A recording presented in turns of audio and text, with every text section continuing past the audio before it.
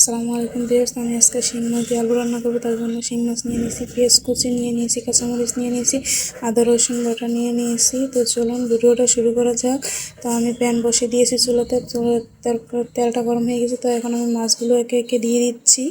তো দেখুন মাছগুলোকে আমি একে একে দিয়ে দিচ্ছি। তো মাছগুলো প্রায় ভাজা হয়ে গেছে। তো দেখুন আমার মাছগুলো কিন্তু ভাজা হয়ে গেছে। তখন আমি মাছগুলোকে ভালো করে ভেজে নিয়েছি। তো মাছগুলো এখন আমি নামিয়ে নিচ্ছি।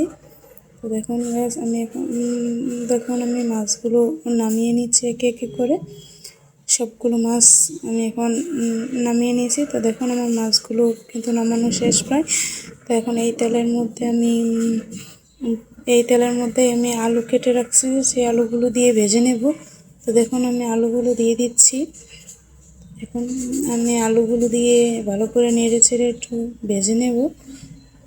এখন আমি আলুগুলোকে নেড়ে চেড়ে দিচ্ছি।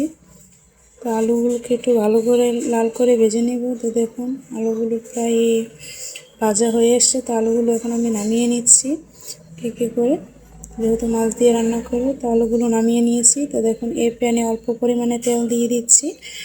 তো দেখুন তেলটা দিয়ে দিয়েছি, তেলটা গরম হয়ে গেছে। তো এখন এই জায়গায় আমি পেঁয়াজ কুচি দিয়ে দিচ্ছি, কেটে রাখা পেঁয়াজ কুচি দিয়ে দিচ্ছি, কাঁচামরিচ ফালি দিয়ে দিচ্ছি।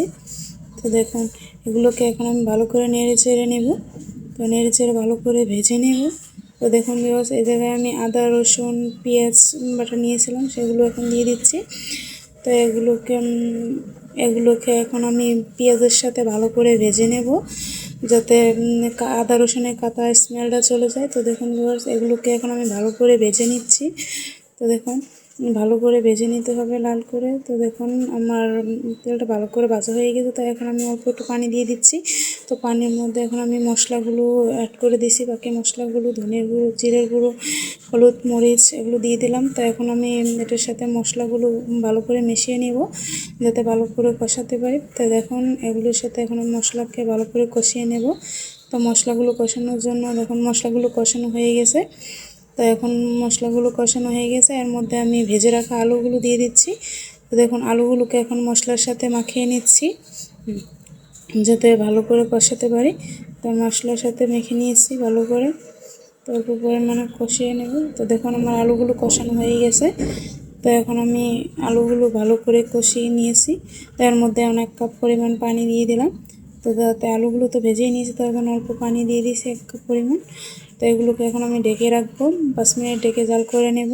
তো দেখুন আমার আলুগুলো কিন্তু ভালো করে উতলিয়ে আসছে। তো তার মধ্যে আমি ভেজে রাখা মাছগুলোকে দিয়ে দিচ্ছি এখন। তো মাছগুলোকে মশলার মধ্যে এখন ভালো করে ডুবিয়ে নেব, যাতে মশলাটা মাছের মধ্যে ভালো করে ঢোকে।